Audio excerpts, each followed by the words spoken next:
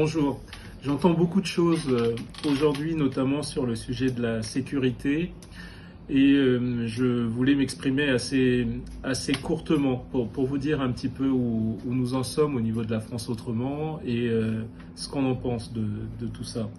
C'est juste plus possible, évidemment, aujourd'hui de voir que dans notre pays, on est aussi divisé, qu'il y a des personnes qui peuvent se permettre de pouvoir poignarder un jeune dans des écoles, de pouvoir trancher la gorge d'un enseignant comme Paty, d'avoir des attentats, d'avoir une police qui se rebelle, enfin qui manifeste en tout cas, qui se rebelle contre les injustices qu'elle pense subir, d'avoir des jeunes dans nos quartiers qui ne sont pas contents forcément de la justice non plus.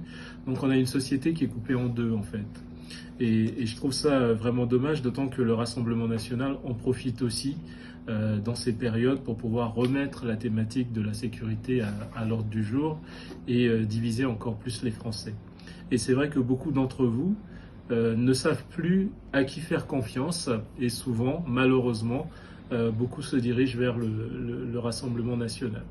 En fait, simplement, c'est de la récupération et nous, on se bat contre ça depuis plusieurs années. On rassemble à gauche comme à droite, à la France autrement, mais tout ce qu'on ne veut pas, c'est que les personnes puissent aller dans des extrêmes, et on sait ce qui arrive lorsqu'on va dans les extrêmes. Malheureusement, on n'y gagne pas, ni au niveau sécuritaire, ni au niveau du vivre ensemble. Moi, ce que j'ai envie de vous dire aujourd'hui, c'est qu'il y a ceux qui font n'importe quoi, mais il y a aussi ceux qui veulent s'en sortir, dans tous les quartiers de Blois et de France et de notre région plus largement. Il y a tous ceux qui veulent s'en sortir et malheureusement, ces quelques personnes qui cristallisent les patients eh bien, sont en train de mettre en difficulté tous les autres. Il y a des solutions qui existent. Moi, j'ai durant mon parcours été un éducateur de rue, de quartier.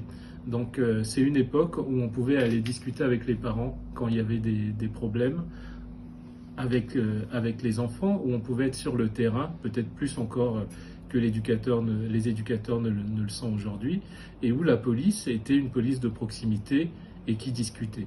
Donc l'une des solutions qui existent aujourd'hui, c'est de pouvoir rassembler les polices, donc que ce soit la gendarmerie, la police municipale ou la police nationale, c'est de pouvoir faire en sorte que nos éducateurs, parce qu'ils sont nombreux, hein, à Blois il y a une quarantaine d'éducateurs au niveau de la ville, au niveau de la police municipale, pour beaucoup sont encore dans les bureaux, je le dis sans vergogne, alors qu'on pourrait en trouver beaucoup plus dans la rue. Les tâches administratives pourraient être dévolues à d'autres et leur permettre d'être sur le terrain, pas pour faire uniquement du répressif, mais pour pouvoir être sur le terrain, pour pouvoir discuter, pour pouvoir sécuriser, pour pouvoir rassurer.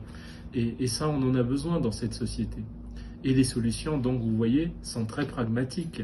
Et chacun de nous, parents, grands frères, a sa part à faire. On ne peut plus être dans une société si individualiste où on attend simplement que la police fasse sa part.